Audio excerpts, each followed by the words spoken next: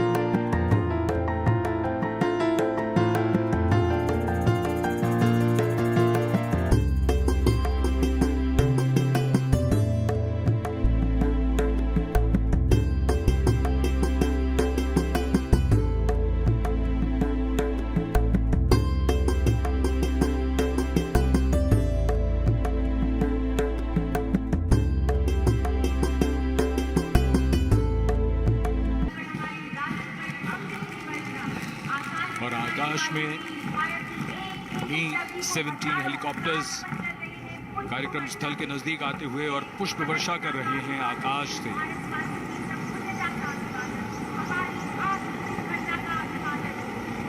छिहत्तरवें स्वतंत्रता दिवस समारोह को एक नई ऊंचाई प्रदान करते हुए ये क्षण और उनके पीछे ध्रुव हेलीकॉप्टर्स।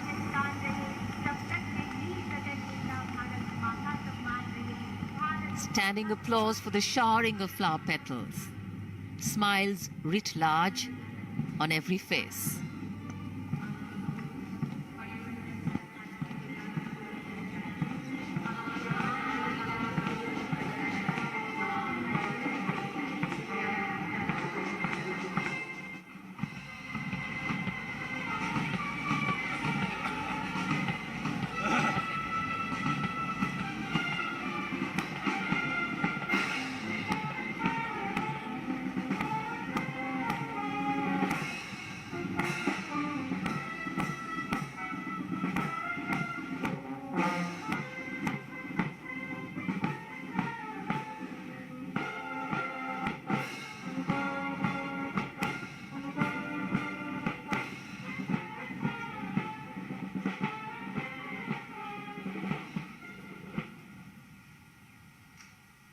आजादी के 75 वर्ष पूर्ण होने पर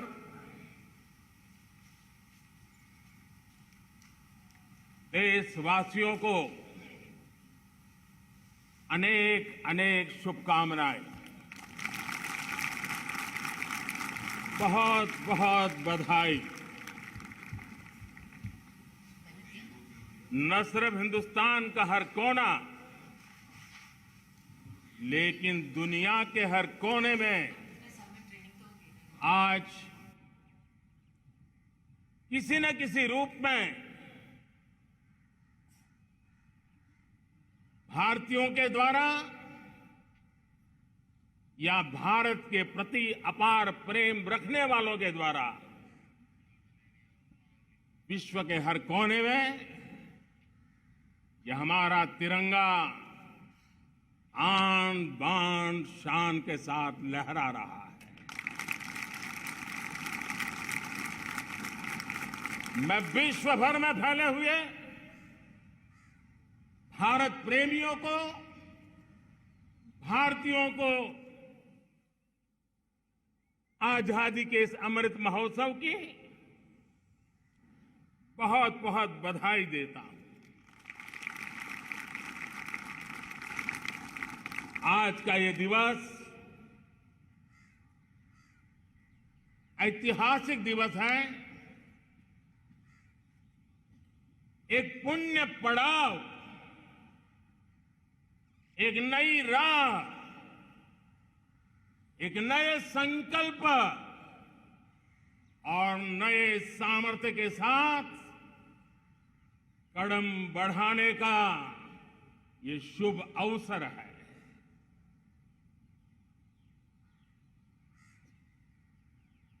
आजादी के जंग में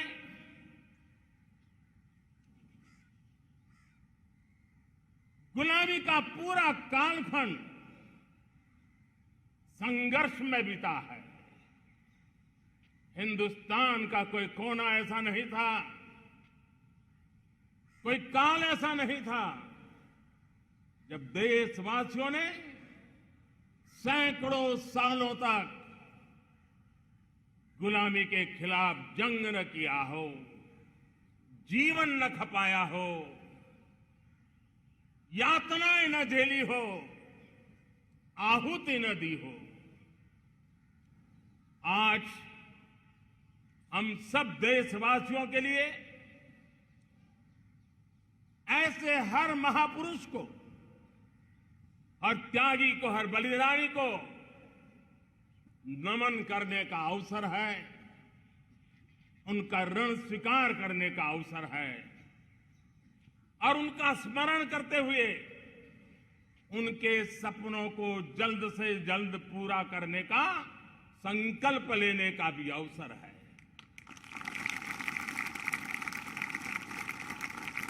हम सभी देशवासी कृतज्ञ हैं पूज्य बापू के, नेताजी सुभाष चंद्र बोस के, बाबा साहब आंबेडकर के, वीर सावरकर के, जिन्होंने कर्तव्य पथ पर जीवन को खपा दिया। कर्तव्य पथ ही उनका जीवन पथ रहा। यह देश कृतज्ञ है मंगल पांडे, तात्या टोपे, भगत सिंह, सुखदेव, राजगुरु, चंद्रशेखर आजाद, अशफाकुल्लाह खान, राम प्रसाद बिस्मिल, अनगिनत ऐसे हमारे क्रांतिवीरों ने अंग्रेजों की हुकूमत की नींव हिला दी थी।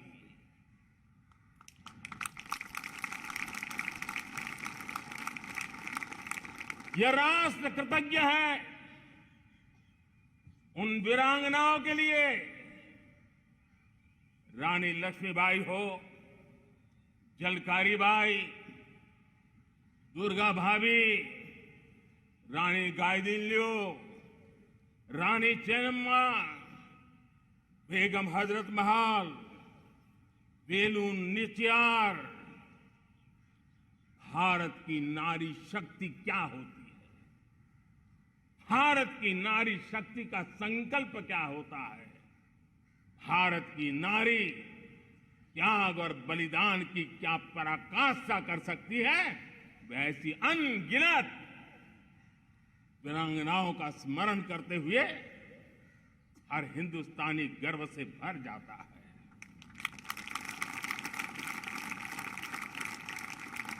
आजादी का जंग भी लड़ने वाले और आजादी के बाद देश बनाने वाले भी,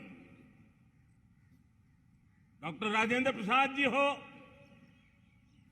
नेहरू जी हो, सरदार वल्लभ भाई पटेल, श्यामा प्रसाद मुखर्जी, लाल बहादुर शास्त्री, दीनदयाल उपाध्याय, जयप्रकाश नारायण, राम मनोहर लोहिया, आचार्य विनोबा भावे, नानाजी देशमुख, सुब्रमण्यम भारती, अनगिनत ऐसे महापुरुषों को आज नमन करने का अवसर है।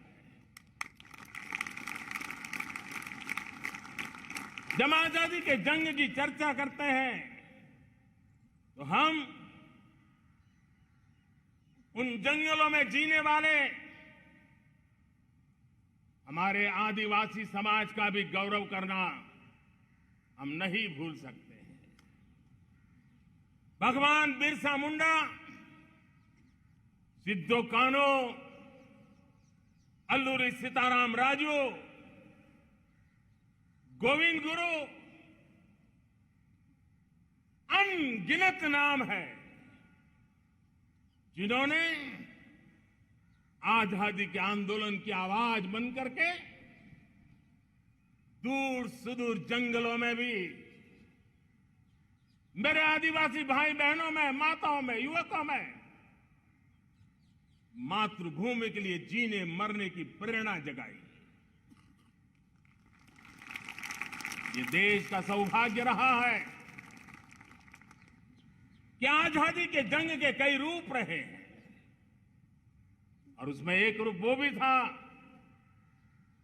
जिसमें नारायण गुरु हो, स्वामी विवेकानंद हो, महर्षि अरविंदो हो, गुरुदेव रविंद्रनाथ टैगोर हो, ऐसे अनेक महापुरुष हिंदुस्तान के हर कोने में, हर कान में भारत की चेतना को जगाते रहे, भारत को चेतनवंत बनाते रहे। अमृत महोत्सव के दौरान देश ने पूरे एक साल से हम देख रहे हैं, 2021 में दांडी यात्रा से प्रारंभ हुआ, स्मृति दिवस को संवारते हुए हिंदुस्तान के हर जिले में, हर कोने में देशवासियों ने आजादी के अमृत महोत्सव के लक्षावधि कार्यक्रम किए। शायद इतिहास में इतना विशाल, व्यापक, लंबा एक ही मकसद का उत्सव मनाया गया हो, वो शायद ये पहली घटना हुई होगी। और हिंदुस्तान के हर कोने में उन सभी महापुरुषों को याद करने का प्रयास किया गया जिनको किसी न किसी कारणवश इतिहास में जगह न मिली या उनको भुला दिया गया था। आज देश ने खोज खोज करके हर कोने में ऐसे वीरों को, महापुरुषों को, त्यागियों को, बलिदानियों को, सत्याग्रहियों को याद किया, नमन किया। अमृत महोत्सव के दरमियान इन सभी महापुरुषों को नमन करने का अवसर रहा। कल 14 अगस्त को भारत ने विभाजन विभीषिका स्मृति दिवस भी बड़े भारी मन से हृदय के गहरे गांवों को याद करते हुए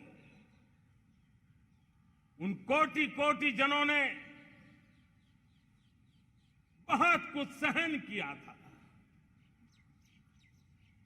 तिरंगे की शान के लिए सहन किया था, मातृभूमि की मिट्टी से मोहब्बत के कारण सहन किया था और धैर्य नहीं खोया था। भारत के प्रति प्रेम ने नई जिंदगी की शुरुआत करने का उनका संकल्प नमन करने योग्य, प्रेरणा पाने योग्य है। आज जब हम आजादी का अमृत महोत्सव मना रहे हैं तो पिछले 75 साल में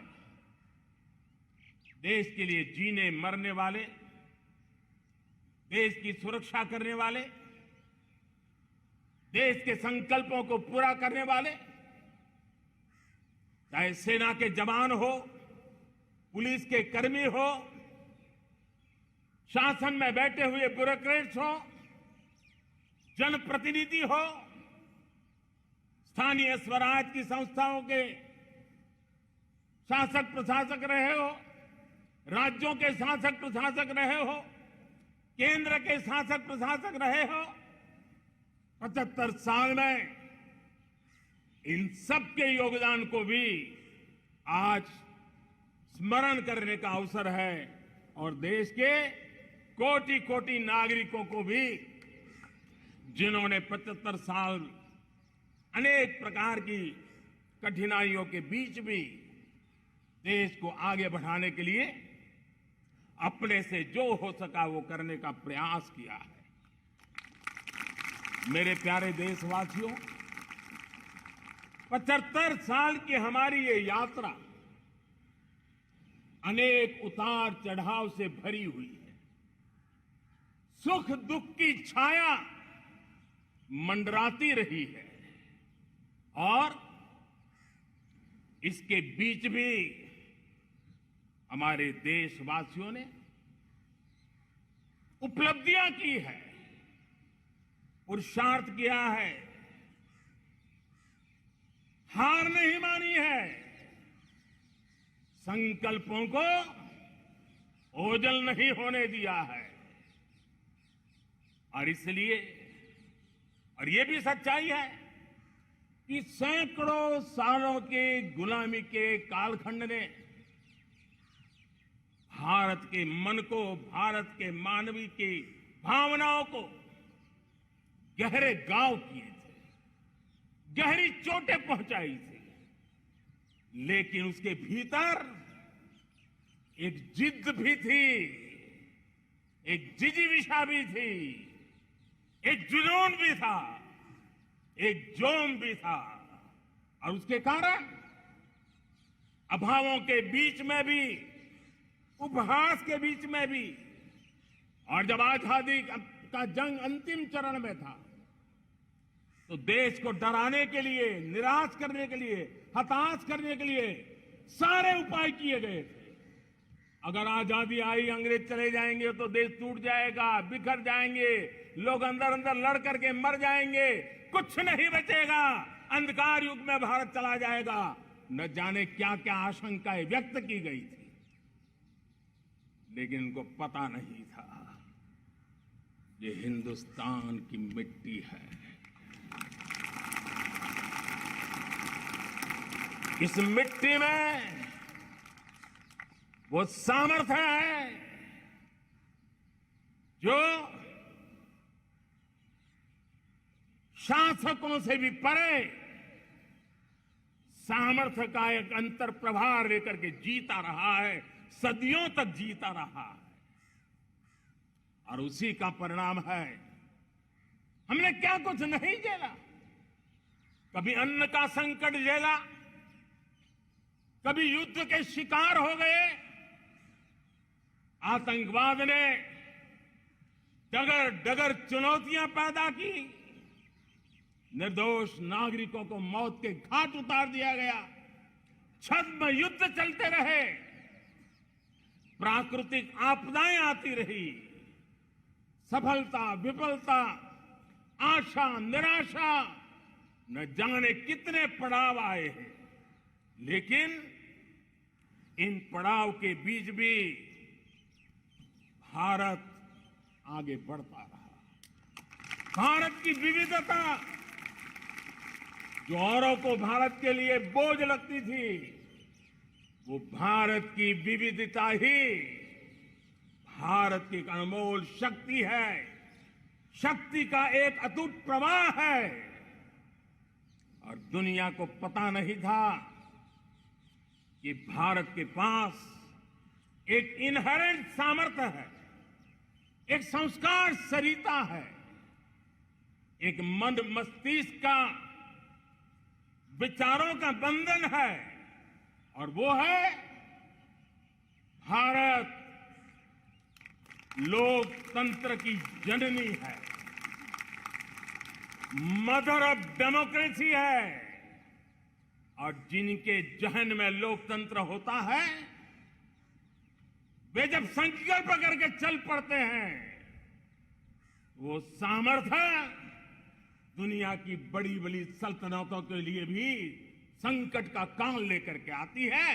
ये मदर ऑफ डेमोक्रेसी, ये लोकतंत्र की जननी हमारे भारत में सिद्ध कर दिया कि हमारे पास ये एक अनमोल सामर्थ्य है। मेरे प्यारे देशवासियों,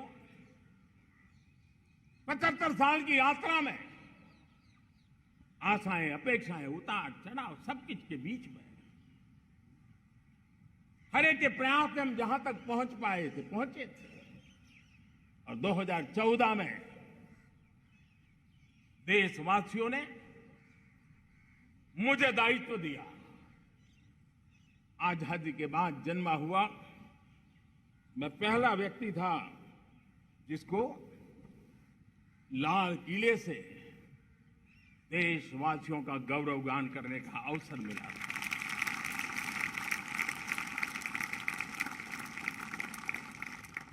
लेकिन मेरे दिल में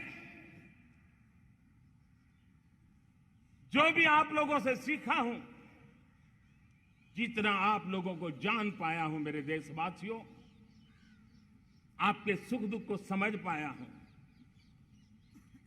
देश की आशा अपेक्षाओं के भीतर वो कौन सी आत्मा बसती है उसको जितना मैं समझ पाया हूं, उसको लेकर के मैंने अपना पूरा कालखंड देश के उन लोगों को एम्पावर करने में खपाया। मेरे दलित हो, शोषित हो, पीड़ित हो, वंचित हो, आदिवासी हो, महिला हो, युवा हो, किसान हो, दिव्यांग हो, पूरब हो, पश्चिम हो, उत्तर हो, दक्षिण हो, समुद्र का तट हो, हिमालय की कंदराएं हो, हर कोने में महात्मा गांधी का जो सपना था आखिरी इंसान की चिंता करने का, महात्मा गांधी जी की आकांक्षा थी अंतिम छोर पर बैठे हुए व्यक्ति को समर्थ बनाने की, मैंने अपने आप को उसके लिए समर्पित किया। और 8 साल का नतीजा और आजादी के इतने दशकों का अनुभव आज 75 साल के बाद जब अमृत काल की ओर कदम रख रहे हैं, अमृत काल की ये पहली प्रभात है, तब मैं एक ऐसे सामर्थ्य को देख रहा हूं और जिससे मैं गर्व से भर जाता हूं। देशवासियों, मैं आज देश का सबसे बड़ा सौभाग्य ये देख रहा हूं कि भारत का जनमन आकांक्षी जनमन है। एस्पिरेशनल सोसाइटी किसी भी देश की बहुत बड़ी अमानत होती है और हमें गर्व है कि आज हिंदुस्तान के हर कोने में, हर समाज के हर वर्ग में, हर तबके में आकांक्षाएं उफान पर है। देश का हर नागरिक चीजें बदलना चाहता है, बदलते देखना चाहता है, लेकिन इंतजार करने को तैयार नहीं है, अपनी आंखों के सामने देखना चाहता है, कर्तव्य से जुड़ करके करना चाहता है, वो गति चाहता है, वो प्रगति चाहता है। 75 साल में संजोए हुए सारे सपने अपने ही आंखों के सामने पूरा करने के लिए वो लालायित है, उत्साहित है, उतावला भी है। कुछ लोगों को इसके कारण संकट हो सकता है, क्योंकि जब एस्पिरेशनल सोसाइटी होती है तब सरकारों को भी तलवार की धार पे चलना पड़ता है, सरकारों को भी समय के साथ दौड़ना पड़ता है। और मुझे विश्वास है, चाहे केंद्र सरकार हो, राज्य सरकार हो, स्थानीय स्वराज की संस्थाएं हो, किसी भी प्रकार की शासन व्यवस्था क्यों न हो, हर किसी को इन एस्पिरेशनल सोसाइटी को एड्रेस करना पड़ेगा। उनकी आकांक्षाओं के लिए हम ज्यादा इंतजार नहीं कर सकते।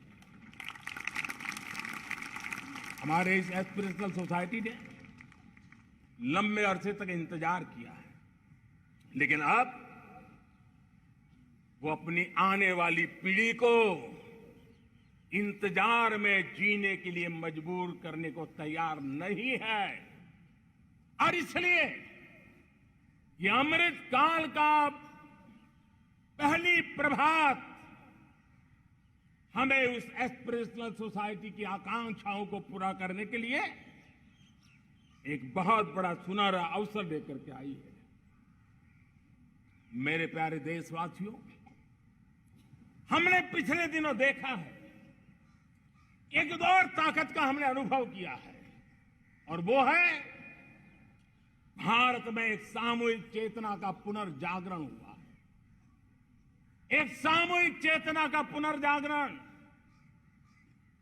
आजादी के इतने संघर्ष में से जो अमृत था वो अब संजोया जा रहा है, संकलित हो रहा है, संकल्प में परिवर्तित हो रहा है, पुरुषार्थ की पराकाष्ठा जुड़ रही है और सिद्धि का मार्ग नजर आ रहा है।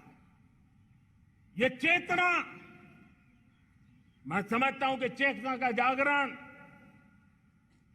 ये पुनर्जागरण, ये हमारी सबसे बड़ी अमानत है। और ये पुनर्जागरण देखिए, 10 अगस्त तक लोगों को पता तक नहीं होगा शायद कि देश के भीतर कौन सी ताकत है, लेकिन पिछले 3 दिन से जिस प्रकार से तिरंगे झंडे को लेकर के, तिरंगा की यात्रा लेकर के देश चल पड़ा है।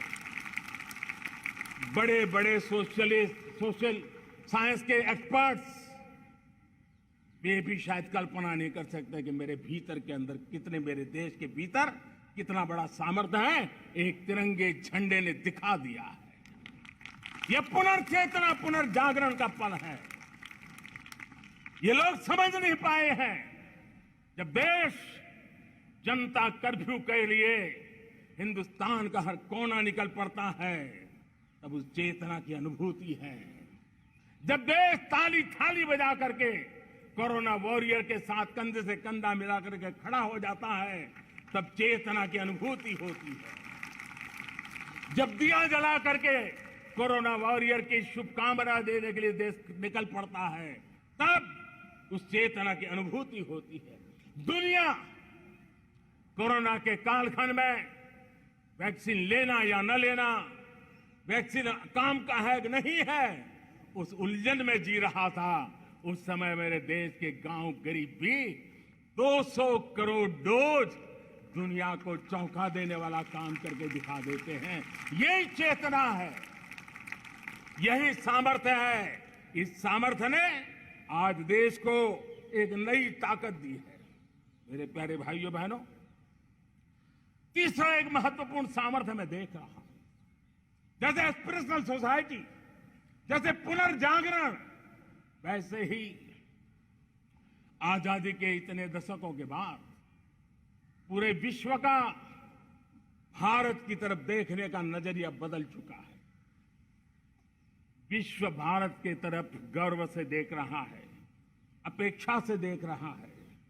समस्याओं का समाधान भारत की धरती पर दुनिया खोजने लगी है। दोस्तों, विश्व का ये बदलाव, विश्व की सोच में ये परिवर्तन 75 साल की हमारी अनुभव यात्रा का परिणाम है। हम जिस प्रकार से संकल्पों लेकर चल पड़े हैं, दुनिया इसे देख रही है, और आखिरकार विश्व भी उम्मीदें लेकर के जी रहा है। उम्मीदें पूरे करने का सामर्थ्य कहां पड़ा है, वो उसे दिखने लगा है।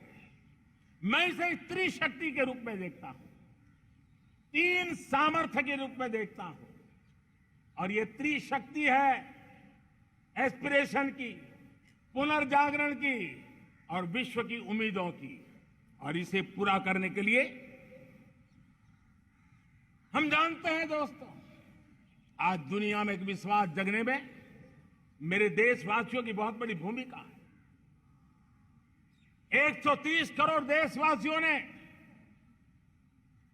कई दशकों के अनुभव के बाद स्थिर सरकार का महत्व क्या होता है, राजनीतिक स्थिरता का महत्व क्या होता है, पॉलिटिकल स्टेबिलिटी दुनिया में किस प्रकार की ताकत दिखा सकती है, नीतियों में कैसा सामर्थ्य होता है, उन नीतियों पर विश्व का कैसे भरोसा बनता है, ये भारत ने दिखाया है और दुनिया भी इसे समझ रही है। और हम जब राजनीतिक स्थिरता हो, नीतियों में गतिशीलता हो, निर्णयों में तेजी हो, सर्वव्यापकता हो, सर्वसमावेशकता हो, तो विकास के लिए हर कोई भागीदार बनता है। हमने सबका साथ सबका विकास का मंत्र लेकर के हम चले थे, लेकिन देखते ही देखते देशवासियों ने सबका विश्वास और सबका प्रयास से उसमें और रंग भर दिए हैं। और इसलिए हमने देखा है हमारी सामूहिक शक्ति को, हमारे सामूहिक सामर्थ्य को हमने देखा है। आजादी का अमृत महोत्सव जिस प्रकार से मनाया गया, जिस प्रकार से हर जिले में 75 अमृत सरोवर बनाने का अभियान चल रहा है, गांव गांव के लोग जुड़ रहे हैं, कार सेवा कर रहे हैं, अपने प्रयत्नों से अपने गांव में जल संरक्षण के लिए बड़ा अभियान चला रहे हैं। और इसलिए भाइयों बहनों, चाहे स्वच्छता का अभियान हो, चाहे गरीबों के कल्याण का काम हो, देश आज पूरी शक्ति से आगे बढ़ रहा है। लेकिन भाइयों बहनों, हम लोग आजादी के अमृत काल में हमारी 75 साल की यात्रा को, उसका गौरवगान करते रहेंगे, अपनी ही पीठ थपथपाते रहेंगे, तो हमारे सपने कहीं दूर चले जाएंगे। और इसलिए 75 साल का कालखंड कितना ही शानदार रहा हो, कितने ही संकटों वाला रहा हो, कितने ही चुनौतियों वाला रहा हो, कितने ही सपने अधूरे दिखते हो, उसके बावजूद भी आज जब हम अमृत काल में प्रवेश कर रहे हैं, अगले 25 वर्ष हमारे देश के लिए अत्यंत महत्वपूर्ण है। और इसलिए जब मैं आज मेरे सामने लाल किले पर से 130 करोड़ देशवासियों के सामर्थ्य का स्मरण करता हूं, उनके सपनों को देखता हूं, उनके संकल्पों की अनुभूति करता हूं, तो साथियों मुझे लगता है आने वाले 25 साल के लिए हमें उस पंच प्राण पर अपनी शक्ति को केंद्रित करनी होगी, अपने संकल्पों को केंद्रित करना होगा, अपने सामर्थ्य को केंद्रित करना होगा। और हमें उन पंच प्राण को लेकर के 2047 जब आजादी के 100 साल होंगे, आजादी के दीवानों के सारे सपने पूरे करने का जिम्मा उठा करके चलना होगा। जब मैं पंच प्राण की बात करता हूं, तो पहला प्राण, अब देश बड़े संकल्प लेकर के ही चलेगा, बहुत बड़े संकल्प लेकर के चलना होगा। और वो बड़ा संकल्प है विकसित भारत। अब उससे कुछ कम नहीं होना चाहिए, बड़ा संकल्प।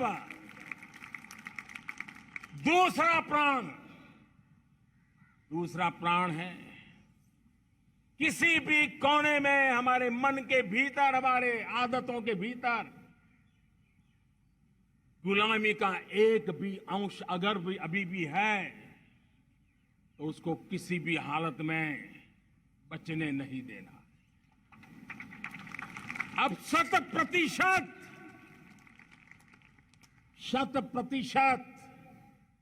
सैकड़ों साल की गुलामी ने जहां हमें जकड़ कर रखा है, हमारे मनोभाव को बांध करके रखा हुआ है, हमारी सोच में विकृतियां पैदा करके रखी है, हमें गुलामी की छोटी सी छोटी चीज भी कहीं नजर आती है, हमारे भीतर नजर आती है, हमारे आसपास नजर आती है, हमें उससे मुक्ति पानी ही होगी। ये हमारा दूसरी प्राण शक्ति है। तीसरी प्राण शक्ति हमें हमारी विरासत पर गर्व होना चाहिए। हमारी विरासत के प्रति, क्योंकि यही विरासत है जिसने कभी भारत को स्वर्णिम काल दिया था, और यही विरासत है जो समयानुकूल परिवर्तन करने की आदत रखती है। यही विरासत है जो काल बाह्य छोड़ती रही है, नित्य नूतन स्वीकारती रही है। और इसलिए इस विरासत के प्रति हमें गर्व होना चाहिए। चौथा प्राण वो भी उतना ही महत्वपूर्ण है, और वो है एकता और एकजुटता। 130 करोड़ देशवासियों में एकता, न कोई अपना न कोई पराया। ये एकता की ताकत एक भारत श्रेष्ठ भारत के सपनों के लिए हमारा चौथा प्राण है। और पांचवा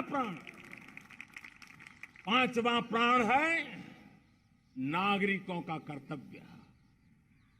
नागरिकों का कर्तव्य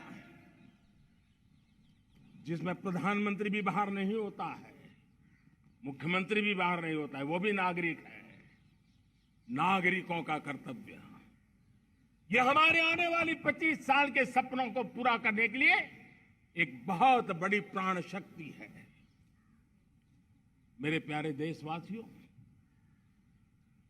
जब सपने बड़े होते हैं,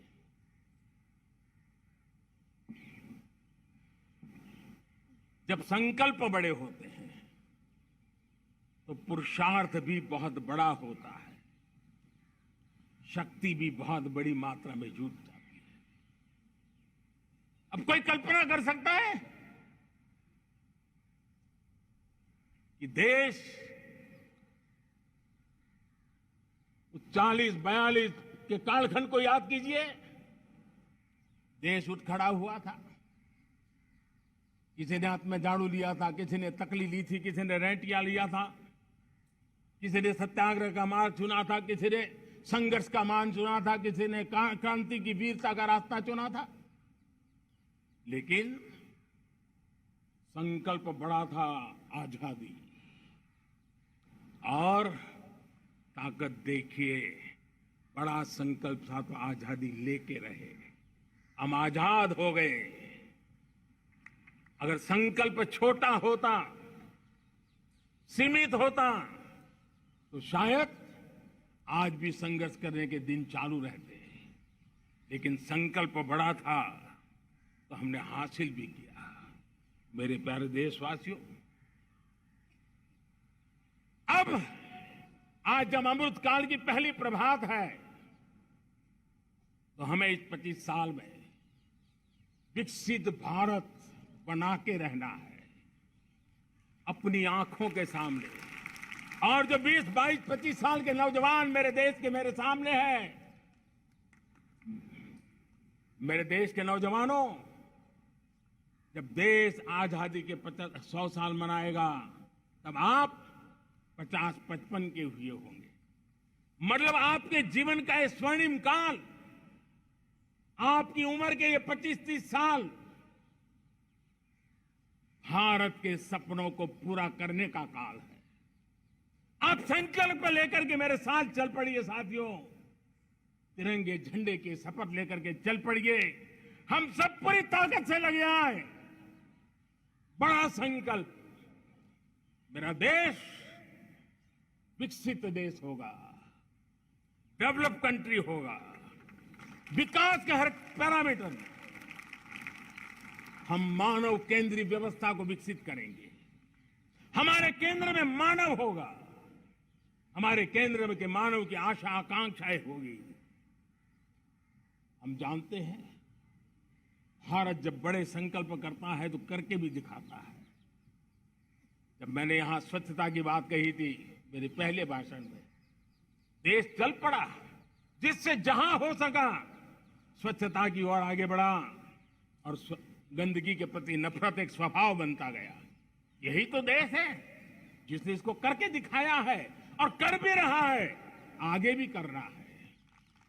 यही तो देश है जिसने वैक्सीनेशन, दुनिया दुविधा में थी, 200 करोड़ का लक्ष्य पार कर लिया, समय सीमा में कर लिया, पुराने सारे रिकॉर्ड तोड़ के कर लिया। ये देश कर सकता है। हमने तय किया था देश को खाड़ी के तेल पर हम गुजारा करते हैं, झाड़ी के तेल की ओर कैसे बढ़े। 10% इथेनॉल ब्लेंडिंग का सपना बड़ा लगता था, पुराना इतिहास बताता था संभव नहीं है, लेकिन समय से पहले 10% इथेनॉल ब्लेंडिंग करके देश ने इस सपने को पूरा कर दिया। भाइयों बहनों, 2.5 करोड़ लोगों को इतने कम समय में बिजली कनेक्शन पहुंचाना छोटा काम नहीं था, देश ने करके दिखाया। लाखों परिवारों के घर में जल से नल, नल से जल, नल से जल पहुंचाने का काम आज देश तेज गति से कर रहा है। खुले में शौच से मुक्ति भारत के अंदर आज संभव हो पाया है। मेरे प्यारे देशवासियों, अनुभव कहता है कि एक बार हम सब संकल्प लेकर के चल पड़े तो हम निर्धारित लक्ष्यों को पार कर सकते हैं। रिन्यूएबल एनर्जी का लक्ष्य हो, देश में नए मेडिकल कॉलेज बनाने का इरादा हो, डॉक्टरों की तैयारी करवानी हो, हर क्षेत्र में पहले से गति बहुत बड़ी है। और इसलिए मैं कहता हूं अब आने वाले 25 साल बड़े संकल्प के हो। यही हमारा प्राण, वही हमारा प्रण भी होना चाहिए। दूसरी बात मैंने कही है, उस प्राण शक्ति की मैंने चर्चा की है कि गुलामी की मानसिकता।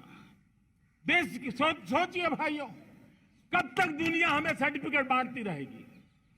कब तक दुनिया के सर्टिफिकेट पर हम गुजारा करेंगे? क्या हम अपने मानक नहीं बनाएंगे? क्या 130 करोड़ का देश अपने मानकों को पार करने के लिए पुरुषार्थ नहीं कर सकता है? हमें किसी भी हालत में औरों के जैसा दिखने की कोशिश करने की जरूरत नहीं है। हम जैसे हैं वैसे, लेकिन सामर्थ्य के साथ खड़े होंगे, ये हमारा मिजाज होना चाहिए। हमें गुलामी से मुक्ति चाहिए। हमारे मन के भीतर दूर दूर 7 समंदर के नीचे भी गुलामी का तत्व नहीं बच रहना चाहिए। और मैं आशा देखता हूं, जिस प्रकार से नई राष्ट्रीय शिक्षा नीति बनी है, जिस मंथन के साथ बनी है, कोटि कोटि लोगों के विचार प्रवाह को संकलित करते हुए बनी है, और भारत की धरती की जमीन से जुड़ी हुई शिक्षा नीति बनी है। रसकस हमारी धरती के मिले हैं। हमने जो कौशल्य पर बल दिया है, ये एक ऐसा सामर्थ्य है जो हमें गुलामी से मुक्ति की ताकत देगा। हमने देखा है कभी कभी तो हमारी टैलेंट भाषा के बंधनों में बन जाती है। ये गुलामी की मानसिकता का परिणाम है। हमें हमारे देश की हर भाषा पे गर्व होना चाहिए।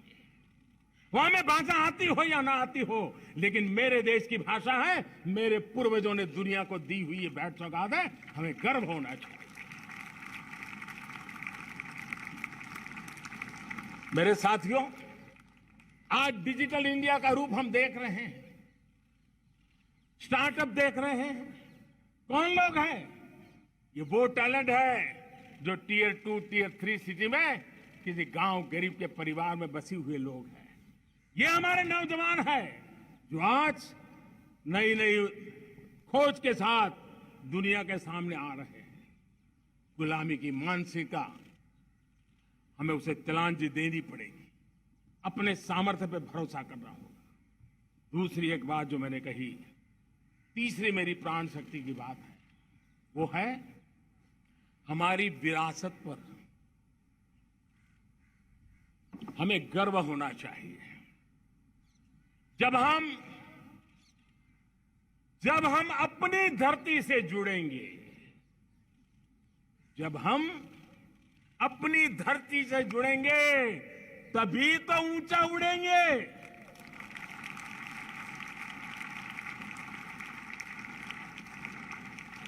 और जब हम ऊंचा उड़ेंगे तो हम विश्व को भी समाधान दे पाएंगे। हमने देखा है जब हम अपनी चीजों पे गर्व करते हैं, आज दुनिया होलिस्टिक हेल्थ केयर की चर्चा कर रही है, लेकिन जब होलिस्टिक हेल्थ केयर की चर्चा करती है तो उसकी नजर भारत के योग पर जाती है, भारत के आयुर्वेद पर जाती है, भारत की होलिस्टिक लाइफस्टाइल के पर जाती है। ये हमारी विरासत है, हम जो दुनिया को दे रहे हैं। दुनिया आज उससे प्रभावित हो रही है। अब हमारी ताकत देखिए, हम वो लोग हैं जो प्रकृति के साथ जीना जानते हैं, प्रकृति को प्रेम करना जानते हैं। आज विश्व पर्यावरण की जो समस्याओं से जूझ रहा है, हमारे पास वो विरासत है। ग्लोबल वार्मिंग की समस्याओं के समाधान का रास्ता हम लोगों के पास है, हमारे पूर्वजों ने दिया हुआ है। जब हम लाइफस्टाइल की बात करते हैं, एनवायरमेंट फ्रेंडली लाइफस्टाइल की बात करते हैं, हम लाइफ मिशन की बात करते हैं, तो दुनिया का ध्यान आकर्षित करते हैं। हमारे पास ये सामर्थ्य है। हमारा बड़ा धान, मोटा धान, मिलेट, हमारे यहां तो घर घर की चीज रही है। ये हमारी विरासत है। हमारे छोटे किसानों के परिश्रम से छोटी छोटी जमीन के टुकड़ों में फलने फूलने वाली हमारे धान। आज दुनिया अंतर्राष्ट्रीय स्तर पर मिलेट ईयर मनाने के लिए आगे बढ़ रही है। मतलब हमारी विरासत को आज दुनिया, हम उस पर गर्व करना सीखे। हमारे पास दुनिया को बहुत कुछ देना है। हमारे फैमिली वैल्यूज, विश्व के सामाजिक तनाव की जब चर्चा हो रही है, व्यक्तिगत तनाव की चर्चा होती है तो लोगों को योग दिखता है, सामूहिक तनाव की बात होती है तब भारत की पारिवारिक व्यवस्था दिखती है। संयुक्त परिवार की एक पूंजी सदियों से हमारी माताओं बहनों के त्याग बलिदान के कारण परिवार नाम की जो व्यवस्था विकसित हुई, ये हमारी विरासत है। इस विरासत पर हम गर्व कैसे करें? हम तो वो लोग हैं जो जीव में भी शिव देखते हैं। हम वो लोग हैं जो नर में नारायण देखते हैं। हम वो लोग हैं जो नारी तो नारायणी कहते हैं। हम वो लोग हैं जो पौधे में परमात्मा देखते हैं। हम वो लोग हैं जो नदी को मां मानते हैं। हम वो लोग हैं जो कंकर में, हर कंकर में शंकर देखते हैं। ये हमारा सामर्थ्य है। हर नदी में मां का रूप देखते हैं। पर्यावरण की इतनी व्यापकता, विशालता, ये हमारा गौरव। हम विश्व के सामने जब खुद गर्व करेंगे तो दुनिया करेगी। भाइयों बहनों, हम वो लोग हैं जिसने दुनिया को वसुधैव कुटुंबकम का मंत्र दिया। हम वो लोग हैं जो दुनिया को कहते हैं एकम सत विप्रहा बदो वदंती। आज जो होलियर देन दाऊ का जो संकट चल रहा है, तुझसे बड़ा मैं हूं, ये जो तनाव का कारण बना हुआ है, दुनिया को एकम सत विप्रा बहुधा वदंती का ज्ञान देने वाली विरासत हमारे पास है। जो कहते हैं सत्य एक है, जानकार लोग उसको अलग अलग तरीके से कहते हैं। ये गौरव हमारा है। हम लोग हैं जो कहते हैं यत पिंडे तद ब्रह्मांडे। कितनी बड़ी सोच है। जो ब्रह्मांड में है वो हर जीव मात्र में है। यत पिंडे तद ब्रह्मांडे, ये कहने वाले हम लोग हैं। हम वो लोग हैं जिसने दुनिया का कल्याण देखा है। हम जन कल्याण से जग कल्याण के राही रहे हैं। जन कल्याण से जग कल्याण की राह पर चलने वाले हम लोग जब दुनिया की कामना करते हैं तब कहते हैं सर्वे अपनी सुखिनो संतु सर्वे संतु निरामया। सबके सुख की बात, सबके आरोग्य की बात करना, ये हमारी विरासत है। और इसलिए हम बड़ी शान के साथ हमारी इस विरासत का गर्व करना सीखें। ये प्राण शक्ति है हमारी, जो हमें 25 साल के सपनों पूरा करने के लिए जरूरी है। उसी प्रकार से मेरे प्यारे देशवासियों, एक और महत्वपूर्ण विषय है एकता, एकजुटता। इतने बड़े देश को, उसकी विविधता को हमें सेलिब्रेट करना है। इतने पंथ परंपराएं, ये हमारे आन बान शान है। कोई नीचा नहीं, कोई ऊंचा नहीं है, सब बराबर है। कोई मेरा नहीं, कोई पराया नहीं, सब अपने हैं। ये भाव एकता के लिए बहुत जरूरी है। घर में भी एकता की नींव तभी रखी जाती है जब बेटे बेटी एक समान हो। अगर बेटे बेटी एक समान नहीं होंगे तो एकता के मंत्र नहीं गूंज सकते हैं। जेंडर इक्वलिटी हमारी एकता के लिए पहली शर्त।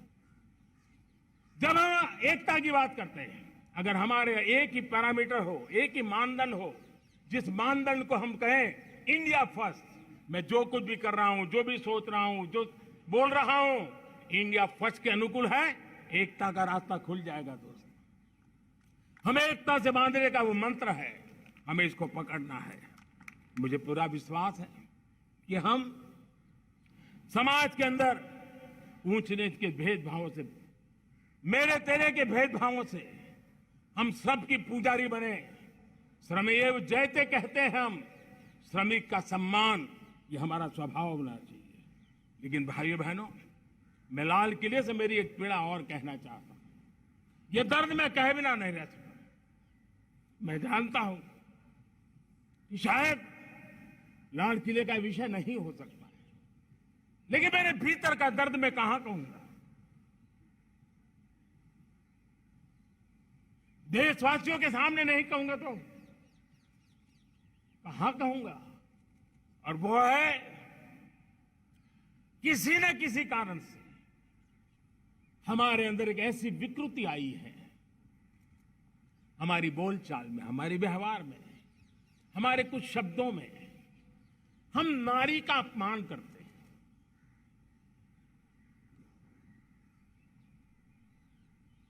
क्या हम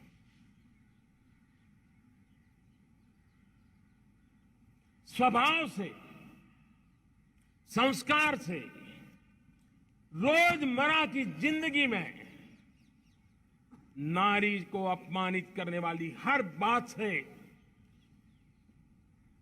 मुक्ति का संकल्प ले सकते हैं?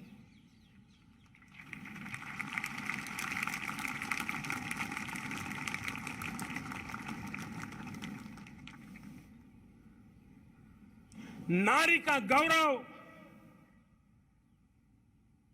राष्ट्र के सपने पूरे करने में बहुत बड़ी पूंजी बनने वाला है।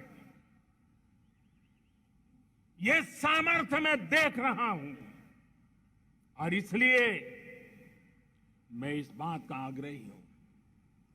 मेरे प्यारे देशवासियों, मैं 5वीं प्राण शक्ति की बात करता हूं और वो 5वीं प्राण शक्ति है नागरिक का कर्तव्य। दुनिया में जिन जिन देशों ने प्रगति की है, जिन जिन देशों ने कुछ अचीव किया है, व्यक्तिगत जीवन में भी जिसने अचीव किया है, कुछ बातें उभर करके सामने आती हैं। एक, अनुशासित जीवन। दूसरा, कर्तव्य के प्रति समर्पण। व्यक्ति की जीवन की सफलता हो, समाज की हो, परिवार की हो, राष्ट्र की हो, ये मूलभूत मार्ग है, ये मूलभूत प्राण शक्ति है। और इसलिए हमें कर्तव्य पर बल देना ही होगा। यह शासन का काम है कि बिजली 24 घंटे पहुंचाने के लिए प्रयास करे, लेकिन ये नागरिक का कर्तव्य है कि जितनी ज्यादा यूनिट बिजली बचा सकते बचाएं। हर खेत में पानी पहुंचाना सरकार की जिम्मेवारी है, सरकार का प्रयास है, लेकिन पर ड्रॉप मोर क्रॉप, पानी बचाते हुए आगे बढ़ना, मेरे हर खेत से आवाज उठनी चाहिए।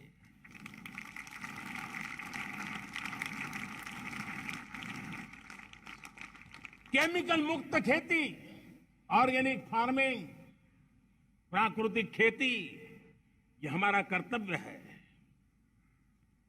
साथियों, चाहे पुलिस हो या पीपल हो, शासक हो या प्रशासक हो, ये नागरिक कर्तव्य से कोई अछूता नहीं हो सकता है। हर कोई अगर नागरिक के कर्तव्यों को निभाएगा तो मुझे विश्वास है कि हम इच्छित लक्ष्य को प्राप्त करने में समय से पहले सिद्धि प्राप्त कर सकते हैं।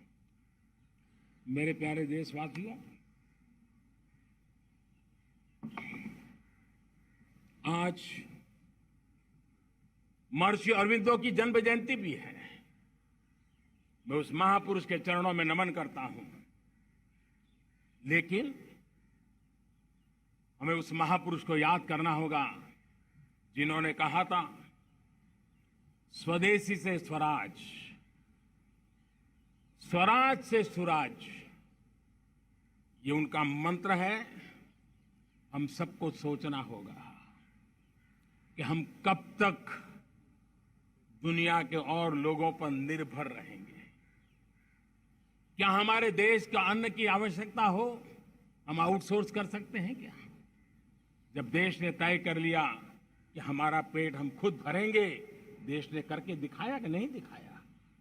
एक बार संकल्प लेते हैं तो होता है दोस्त। और इसलिए आत्मनिर्भर भारत, ये हर नागरिक का, हर सरकार का, समाज के हर इकाई का ये दायित्व बन जाता है। ये आत्मनिर्भर भारत, ये सरकारी एजेंडा, सरकारी कार्यक्रम नहीं है। ये समाज का जन आंदोलन है जिसे हमें आगे बढ़ाना है। मेरे साथियों, आज जब ये बात हमने सुनी, आजादी के 75 साल के बाद जिस आवाज को सुनने के लिए हमारे कान तरस रहे थे, 75 साल के बाद वो आवाज सुनाई दी है। 75 साल के बाद लाल किले पर से तिरंगे को सलामी देने का काम पहली बार मेड इन इंडिया तोप ने किया है। कौन हिंदुस्तानी होगा जिसको ये बात, एक आवाज उसे नई प्रेरणा, ताकत नहीं दी?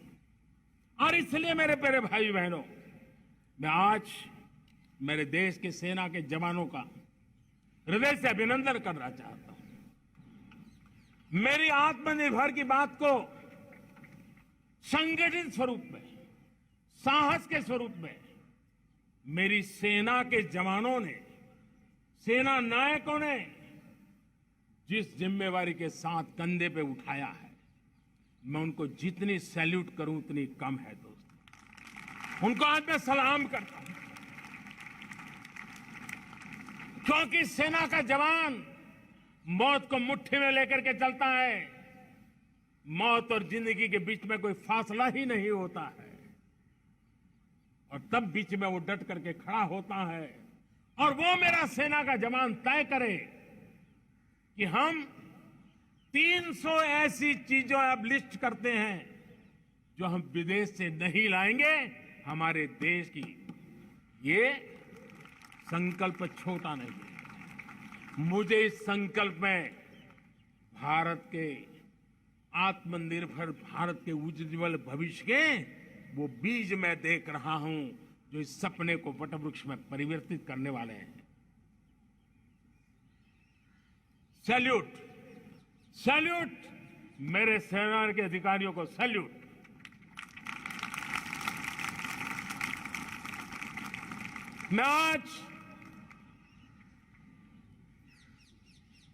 मैं मेरे छोटे छोटे बालकों को, 5 साल 7 साल की आयु के बालक, उनको भी सैल्यूट करना चाहता हूं, उनको भी सलाम करना चाहता हूं। जब देश के सामने चेतना जगी,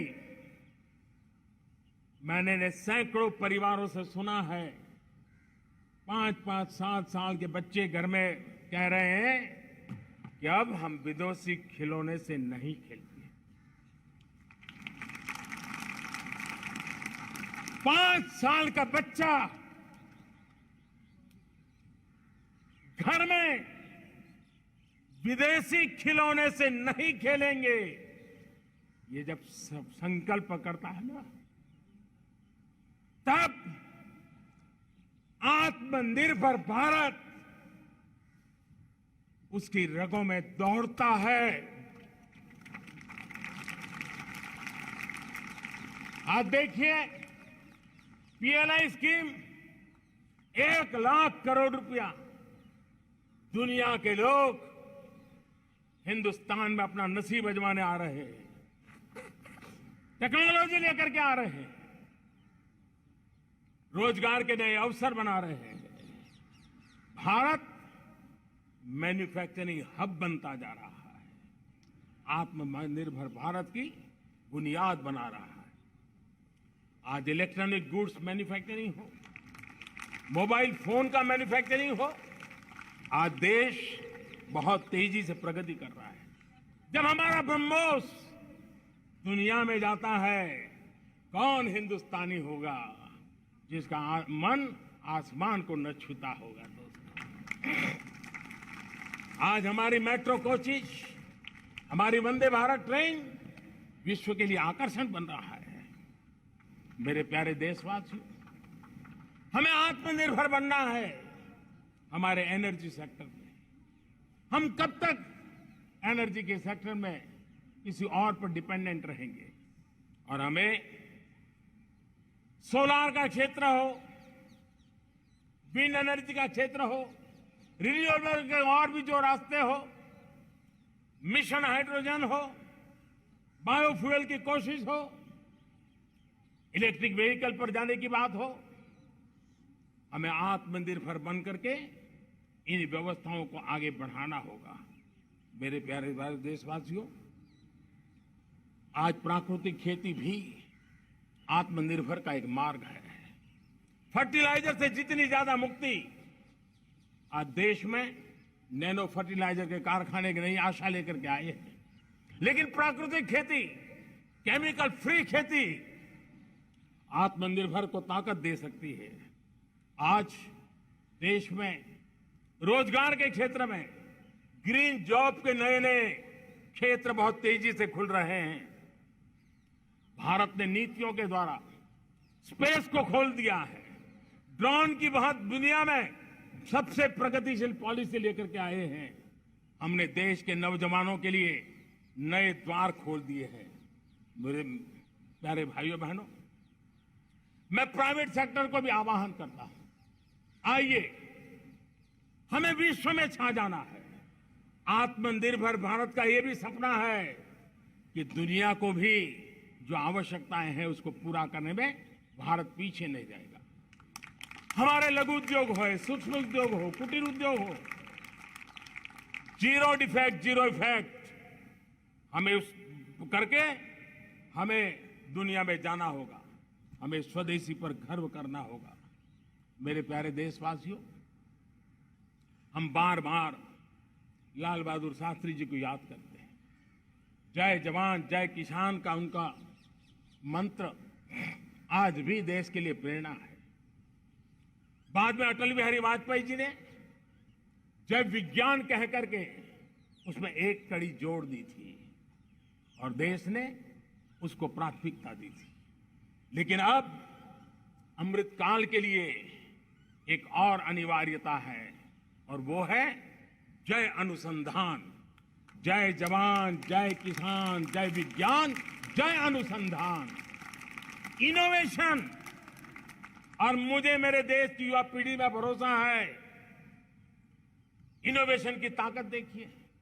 आज हमारा यूपीआई, भीम, हमारा डिजिटल पेमेंट, फिनटेक की दुनिया में हमारा स्थान। आज विश्व में रियल टाइम 40% अगर डिजिटल फाइनेंशियल का ट्रांजैक्शन होता है तो मेरे देश में हो रहा है। हिंदुस्तान ने ये करके दिखाया। मेरे प्यारे देशवासियों, अब हम 5G के दौर की ओर कदम रख रहे हैं। बहुत दूर इंतजार नहीं करना होगा, हम कदम मिलाने वाले हैं। हम ऑप्टिकल फाइबर गांव-गांव में पहुंचा रहे हैं। डिजिटल इंडिया का सपना गांव से गुजरेगा, ये मुझे पूरी जानकारी है। आज मुझे खुशी है, हिंदुस्तान के 4 लाख कॉमन सर्विस सेंटर्स गांवों में विकसित हो रहे हैं। गांव के नौजवान बेटे बेटियां कॉमन सर्विस सेंटर चला रही हैं।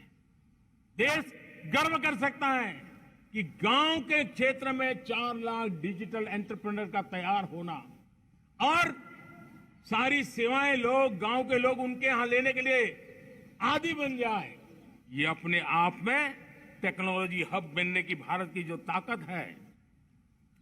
मेरे प्यारे देशवासियों, ये जो डिजिटल इंडिया का मूवमेंट है, जो सेमीकंडक्टर की ओर हम कदम मान रहे हैं, 5G की ओर कदम मान रहे हैं, ऑप्टिकल फाइबर का नेटवर्क बिछा रहे हैं, ये सिर्फ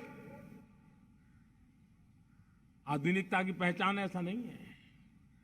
3 बड़ी ताकतें इसके अंदर समाहित है। शिक्षा में आमूलचूल क्रांति, ये डिजिटल माध्यम से आने वाली है। स्वास्थ्य सेवाओं में आमूलचूल क्रांति डिजिटल से आने वाली है। कृषि जीवन में भी बहुत बड़ा बदलाव डिजिटल से आने वाला है। एक नया विश्व तैयार हो रहा है। भारत उसे आगे बढ़ाने के लिए, और मैं साफ देख रहा हूं दोस्तों, ये डेकेड मानव जात के लिए टेकेड का समय है, टेक्नोलॉजी का डेकेड है। भारत के लिए तो ये टेकेड, जिसका मन टेक्नोलॉजी से जुड़ा हुआ है, आईटी की दुनिया में भारत ने अपना एक लोहा बनवा लिया है, तो ये टेकेड का सामर्थ्य भारत के प्रयास है। हमारा अटल इनोवेशन मिशन, हमारे इंक्यूबेशन सेंटर, हमारे स्टार्टअप एक नया पूरा क्षेत्र का विकास कर रहे हैं। युवा पीढ़ी के लिए नए अवसर लेकर के आ रहे हैं। स्पेस मिशन की बात हो, हमारा डीप ओशन मिशन की बात हो, समुद्र की गहराई में जाना हो या हमें आसमान को छूना हो, ये नए क्षेत्र हैं जिसको लेकर के हम आगे बढ़ रहे हैं। मेरे प्यारे देशवासियों, हम इस बात को न भूलें, और भारत ने सदियों से देखा हुआ है, जैसे देश में कुछ नमूना रूप कामों की जरूरत होती है, कुछ बड़ी बड़ी ऊंचाइयों की जरूरत होती है, लेकिन साथ साथ धरातल पर मजबूती बहुत आवश्यक होती है। भारत की आर्थिक विकास की संभावनाएं धरातल की मजबूती से जुड़ी हुई है, और इसलिए हमारे छोटे किसान, उनका सामर्थ्य, हमारे छोटे उद्यमी, उनका सामर्थ्य, हमारे लघु उद्योग, कुटीर उद्योग, सूक्ष्म उद्योग, रेहड़ी पटरी वाले लोग, घरों में काम करने वाले लोग, ऑटो रिक्शा चलाने वाले लोग, बस सेवाएं देने वाले लोग, ये समाज का जो सबसे बड़ा तबका है, इसका सामर्थ्यवान होना भारत के सामर्थ्य की गारंटी है। और इसलिए हमारे आर्थिक विकास की ये जो मूलभूत जमीनी ताकत है, उस ताकत को सर्वाधिक बल देने की दिशा में हमारा प्रयास चल रहा है। मेरे प्यारे देशवासियों, हमारे पास 75 साल का अनुभव है। हमने 75 साल में कई सारी सिद्धियां भी प्राप्त की हैं। हमने 75 साल के अनुभव में नए सपने भी संजोए हैं, नए संकल्प भी लिए हैं। लेकिन अमृतकाल के लिए हमारे मानव संसाधन का ऑप्टिमम आउटकम कैसे हो, हमारी प्राकृतिक संपदा का ऑप्टिमम आउटकम कैसे हो, इस लक्ष्य को लेकर के हमें चलना है। और तब मैं पिछले कुछ सालों से अनुभव से कहना चाहता हूं, आपने देखा होगा, आज अदालत के अंदर देखिए, हमारी वकील के क्षेत्र में काम करने वाले हमारी नारी शक्ति किस ताकत के साथ नजर आ रही है।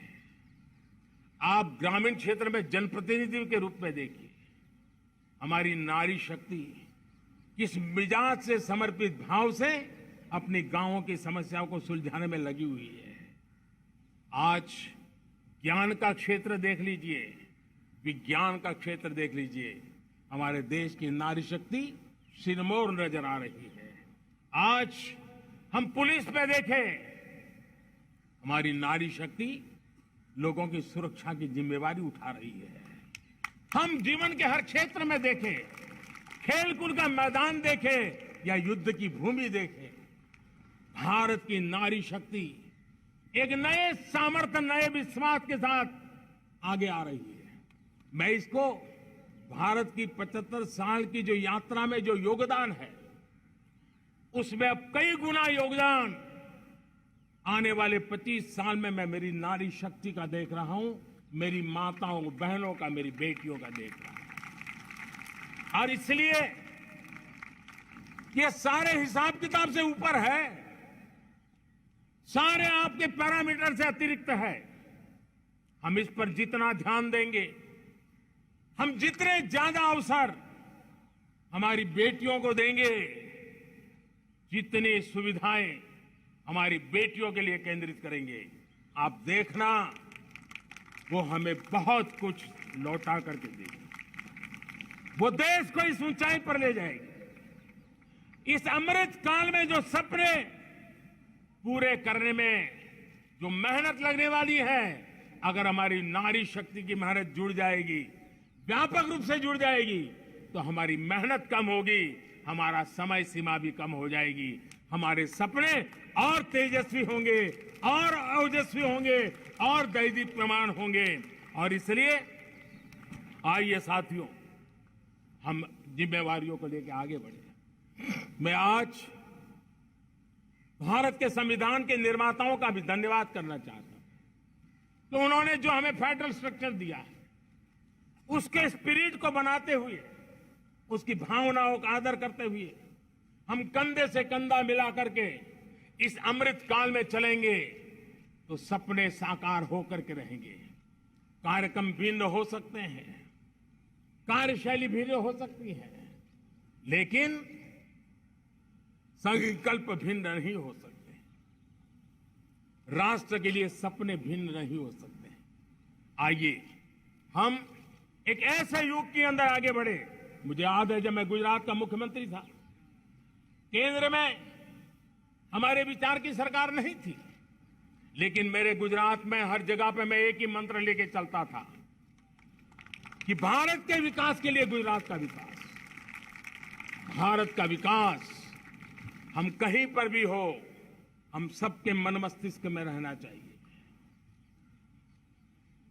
हमारे देश के कई राज्य हैं जिन्होंने देश को आगे बढ़ाने में बहुत भूमिका अदा की है, नेतृत्व किया है, कई क्षेत्रों में उदाहरण काम किए हैं। ये हमारे फेडरलिज्म को ताकत देते हैं। लेकिन आज समय की मांग है कि हमें कोऑपरेटिव फेडरलिज्म के साथ साथ कोऑपरेटिव कॉम्पिटिटिव फेडरलिज्म की जरूरत है।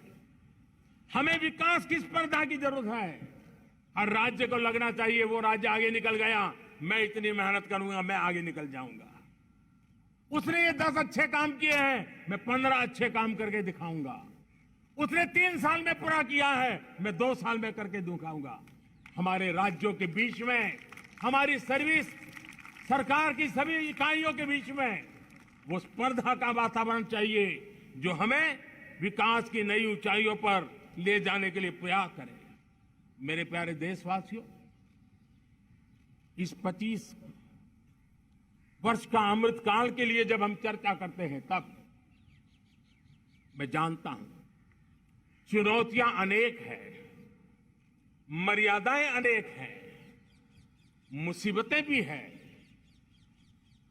बहुत कुछ है।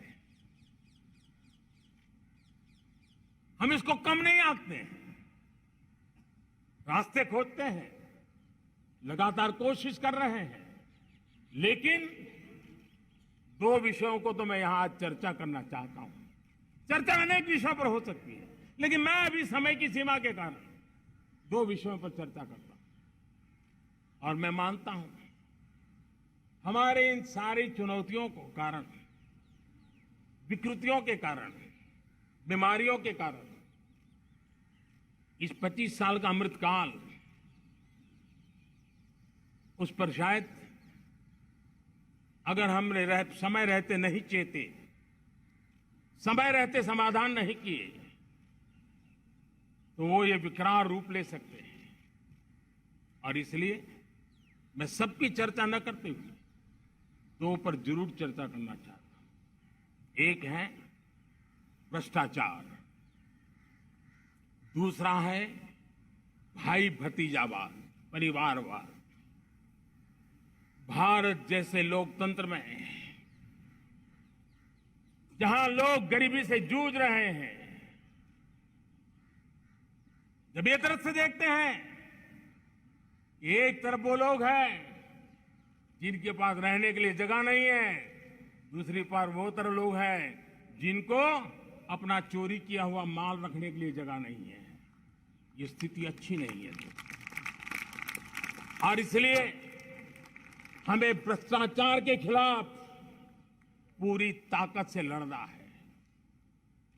पिछले 8 वर्षों में डायरेक्ट बेनिफिट ट्रांसफर के द्वारा, आधार, मोबाइल, इन सारे आधुनिक व्यवस्थाओं का उपयोग करते हुए 2 लाख करोड़ रुपए जो गलत हाथों में जाते थे, उसको बचा करके देश की भलाई के लिए काम लगाने में हम सफल हुए हैं। जो लोग पिछली सरकारों में बैंकों को लूट लूट करके भाग गए, उनकी संपत्तियां जब्त कर करके वापस लाने की कोशिश कर रहे हैं। कईयों को जेलों में जीने के लिए मजबूर करके रखा हुआ है। हमारी कोशिश है जिन्होंने देश को लूटा है उनको लौटाना पड़े, वो स्थिति हम पैदा करेंगे। भाइयों बहनों, अब भ्रष्टाचार के खिलाफ मैं साफ देख रहा हूं कि हम एक निर्णायक कालखंड में कदम रख रहे हैं। बड़े बड़े चमरबंदी भी बच नहीं पाएंगे। इस मिजाज के साथ भ्रष्टाचार के खिलाफ एक निर्णायक कालखंड में अब हिंदुस्तान कदम रख रहा है। और मैं लाल किले की प्राचीर से बड़ी जिम्मेवारी के साथ कह रहा हूं। और इसलिए भाइयों बहनों, भ्रष्टाचार दीमक की तरह देश को खोखला कर रहा है। मुझे इसके खिलाफ लड़ाई लड़नी है, लड़ाई को तेज करना है, निर्णायक मोड़ पे लेकर के ही जाना है। तब मेरे 130 करोड़ देशवासी, आप मुझे आशीर्वाद दीजिए, आप मेरा साथ दीजिए। मैं आज आपसे साथ मांगने आया, आपका सहयोग मांगने आया हूं, ताकि मैं इस लड़ाई को लड़ पाऊं, इस लड़ाई को देश जीत पाए और सामान्य नागरिक की जिंदगी भ्रष्टाचार ने तबाह करके रखी हुई है। मैं मेरे इन सामान्य नागरिक की जिंदगी को फिर से शान बान शान के लिए जीने के लिए रास्ता बनाना चाहता हूं। और इसलिए मेरे प्यारे देशवासियों, ये चिंता का विषय है कि आज देश में भ्रष्टाचार के प्रति नफरत तो दिखती है, व्यक्त भी होती है, लेकिन कभी कभी भ्रष्टाचारियों के प्रति उदारता बरती जाती है। किसी भी देश में ये शोभा नहीं देगा।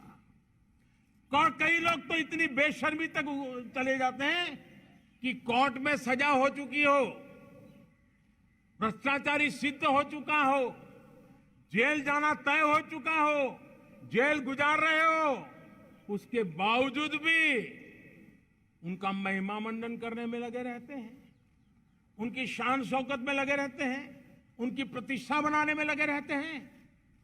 अगर जब तक समाज में गंदगी के प्रति नफरत नहीं होती है, स्वच्छता की चेतना जगती नहीं है।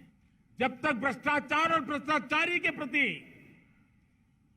नफरत का भाव पैदा नहीं होता है, सामाजिक रूप से उसको नीचा देखने के लिए मजबूर नहीं करते, तब तक एक मानसिकता खत्म होने वाली नहीं है। और इसलिए भ्रष्टाचार के प्रति भी और भ्रष्टाचारियों के प्रति भी हमें बहुत जागरूक होने की जरूरत है। दूसरी एक चर्चा मैं करना चाहता हूं, भाई भतीजावाद।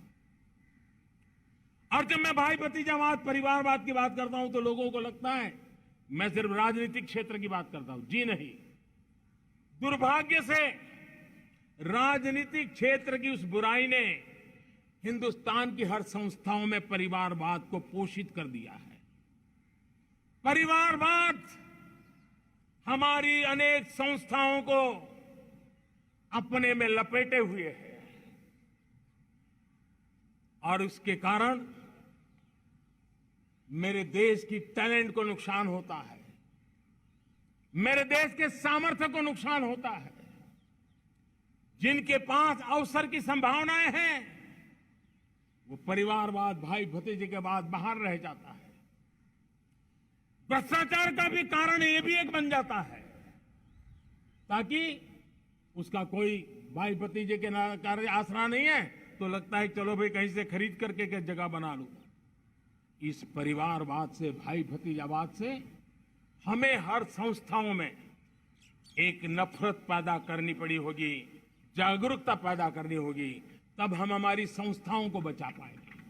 संस्थाओं के उज्जवल भविष्य के लिए बहुत आवश्यक है। उसी प्रकार से राजनीति में भी परिवारवाद ने देश के सामर्थ्य को सबसे सारा अन्याय किया है। परिवारवादी राजनीति परिवार की भलाई के लिए होती है, उसको देश की भलाई से कोई लेना देना नहीं होता है।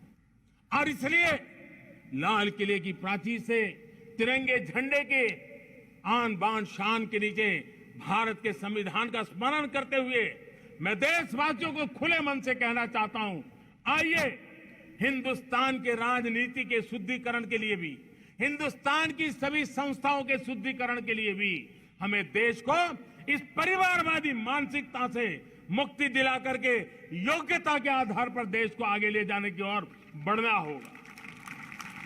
यह अनिवार्यता है, वरना हर किसी का मन कुंठित रहता है कि मैं उसके लिए योग्य था, मुझे नहीं मिला क्योंकि मेरा कोई चाचा, मामा, पिता, दादा, दादी, नाना, नानी कोई वहां थे नहीं। ये मनस्थिति किसी भी देश के लिए अच्छी नहीं। मेरे देश के नौजवानों, मैं आपके उज्जवल भविष्य के लिए, आपके सपनों के लिए, मैं भाई भतीजावाद के खिलाफ लड़ाई में आपका साथ चाहता हूं। परिवारवादी राजनीति के खिलाफ लड़ाई में मैं आपका साथ चाहता हूं। ये संवैधानिक जिम्मेवारी मानता हूं मैं, ये लोकतंत्र की जिम्मेवारी मानता हूं मैं, ये लाल किले के प्राचीर से कही गई बात की ताकत में मानता हूं और इसलिए मैं आज आपका अवसर चाहता हूं। हमने देखा पिछले दिनों खेलों में, ऐसा तो नहीं है कि देश के पास पहले प्रतिभाएं नहीं रही होंगी, ऐसा तो नहीं है कि खेलकूद की दुनिया में हिंदुस्तान के नौजवान, हमारे बेटे बेटियां कुछ कर नहीं सकते, लेकिन सिलेक्शन भाई भतीजेवाद की चैनल से गुजरते थे और उसके कारण वो खेल के मैदान तक, उस देश तक तो पहुंच जाते थे। जीत हार से उन्हें लेना देना नहीं था, लेकिन जब ट्रांसपेरेंसी आई, योग्यता के आधार पर खिलाड़ियों का चयन होने लगा, पूर्ण पारदर्शिता से खेल के मैदान में सामर्थ्य का सम्मान होने लगा, आज देखिए दुनिया में खेल के मैदान में भारत का तिरंगा फहरता है, भारत का राष्ट्रगान गाया जाता है, गर्व होता है और परिवारवाद से मुक्ति होती है, भाई भतीजावाद से मुक्ति होती है, तो ये नतीजे आते हैं। मेरे प्यारे देशवासियों, ये ठीक है, चुनौतियां बहुत हैं। अगर इस देश के सामने करोड़ों संकट हैं तो करोड़ों समाधान भी है और मेरा 130 करोड़ देशवासियों पर भरोसा है। 130 करोड़ देशवासी निर्धारित लक्ष्य के साथ, संकल्प के प्रति समर्पण के साथ, जब 130 करोड़ देशवासी एक कदम आगे रखते हैं ना, तो हिंदुस्तान 130 करोड़ कदम आगे बढ़ जाता है। इस सामर्थ्य को लेकर के हमने आगे बढ़ना है। इस अमृत काल में, जब ये अमृत काल की पहली बेला है, पहली प्रभात है, हमें आने वाले 25 साल को एक पल भी भूलना नहीं है। एक एक दिन, समय का प्रत्येक क्षण, जीवन का प्रत्येक कण मातृभूमि के लिए जीना, और तभी आजादी के दीवानों को हमारी सच्ची श्रद्धांजलि होगी। तभी 75 साल तक देश को यहां तक पहुंचाने में जिन जिन लोगों ने योगदान किया, उनका पुण्य स्मरण हमें काम आएगा।